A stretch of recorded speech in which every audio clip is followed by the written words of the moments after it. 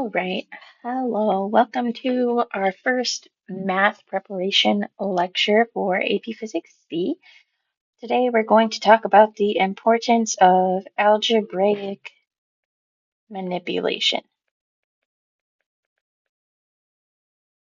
So in physics, you generally do not want to put numbers into your equations before you manipulate them algebraically. Um, You really want to become skillful at manipulating equations before plugging in variables. So manipulate all equations with variables and not numbers. And I'm going to make a case for why that is.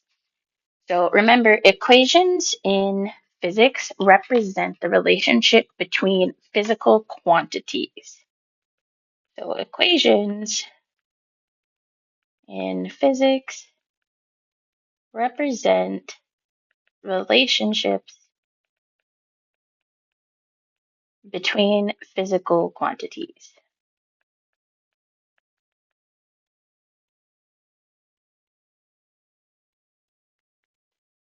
So say I had like 35 equals 10A versus F net equals MA. The equation here on the left really just tells me what A might be equal to, but here I know that I have a net force is equal to a mass times acceleration. You might already know this is Newton's second law. When I'm manipulating equations with numbers, I'm not really getting a good sense for how physical quantities work together. But as I manipulate equations with variables, I'm able to better see how the different quantities relate with each other. I can go start looking at limiting cases and I can see if my units are dimensionally correct. Just there's so many advantages.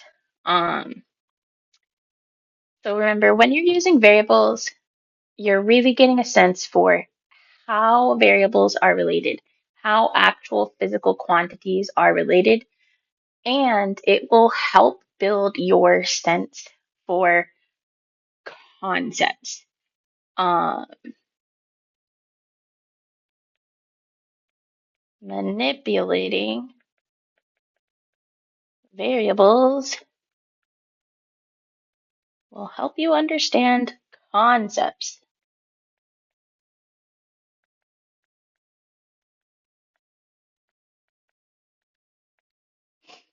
Um, you'll be able to become a more flexible and creative problem solver.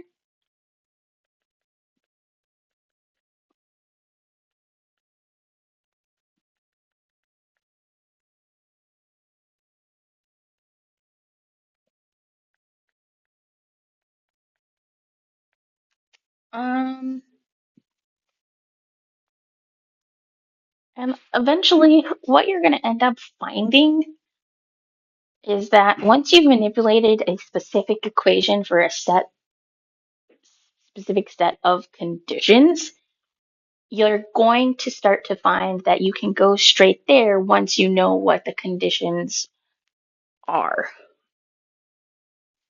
So it's also a lot easier to combine equations and easier to see like if anything cancels without really looking at numbers. One more thing that you really want to be careful about is numbers that we use in physics tend to be measurements. And if you're taking numbers with you through an entire calculation, if you're not careful about keeping all of the digits with you through every step, you're going to end up just compounding error through the calculation. So it's really just better overall if you do all of your manipulation with variables and save numbers for the very end. Uh,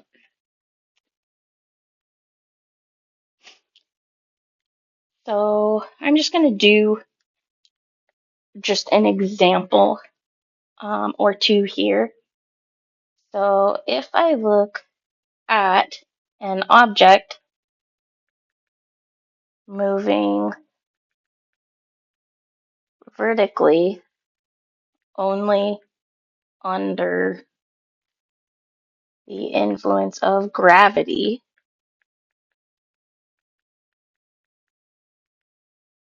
I know that my force of gravity is equal to mass times g, our gravitational acceleration. And I also know that the net force on an object is equal to mass times acceleration. For an object moving only under the influence of gravity with no air resistance, then this mg is the only force acting on the object. So I can set this mg equal to ma because this fg is the net force. So I can say mg equals ma, and then I see that the mass is on the same level on both sides of the equal sign, so that will cancel. And what I get is that the acceleration is just g. And obviously it'll be plus or minus depending on how you define your coordinate system. If I define down as positive, then a equals g. If I define down as negative, then a equals minus g. But here I see that for an object moving only under the influence of gravity, mass doesn't matter. So instead of taking numbers around, then I'm just looking at variables and I can tell conceptually all objects, regardless of mass, with no air resistance will have the same acceleration. So this is a way that I've used some physics concepts and manipulated equations to do some math, get a result that I can take through. Let's look at another example. For an object moving under constant acceleration, we get this equation. If you've taken a calculus class already, you should recognize this. When I look at this equation, I'm not going to want to try and plug in numbers, but say if x naught equals 0 and v naught equals 0, and I want to find how long it takes to travel some distance x, then that will go away, this will go away, and I'm left with x equals 1/2 at squared. And if I solve for t, that gives me 2x equals at squared. 2x over a equals t squared. And then finally, t is the square root of 2x over a. And because time by definition cannot be negative, I don't have to worry about the plus or minus. We only want the positive solution. And then this equation can work for anything where I'm defining the starting location as 0, starting from rest. I know the acceleration. I know how far it's going.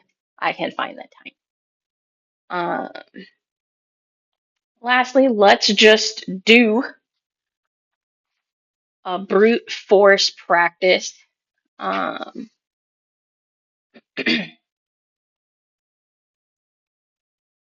so let's take this equation. This is the period of a pendulum.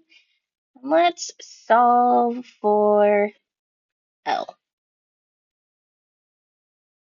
So the first thing I'm going to do is just square everything so I can get rid of the root.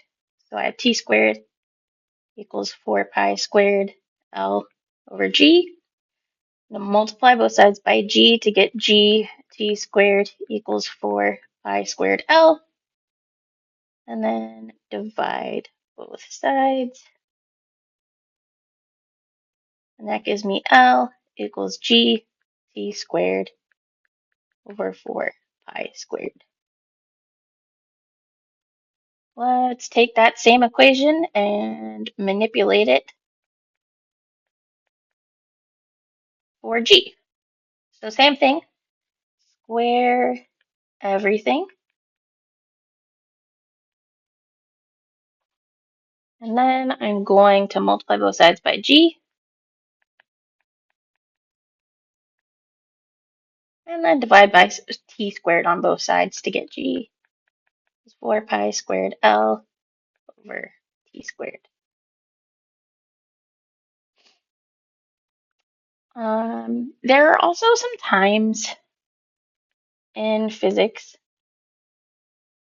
where your variable is going to be in the denominator. So this equation is called either the mirror or the lens equation. We don't really use this one in AP Physics C, but we do use equations like this when we're adding resistances and capacitances. So say I wanted to find image distance here. So the first thing I would do is subtract the 1 over dO. So get 1 over F minus 1 over dO equals 1 over dI. The last thing I would have to do is invert. So my dI would be 1 over F minus 1 over dO to the negative 1 power. It's inverted. So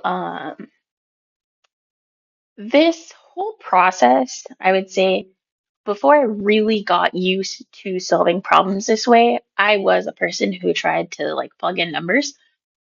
And once I really got a feel for doing all of my algebra like this, all of my algebra before plugging in numbers, that is when my ability to really see concepts and relationships between variables unlocked.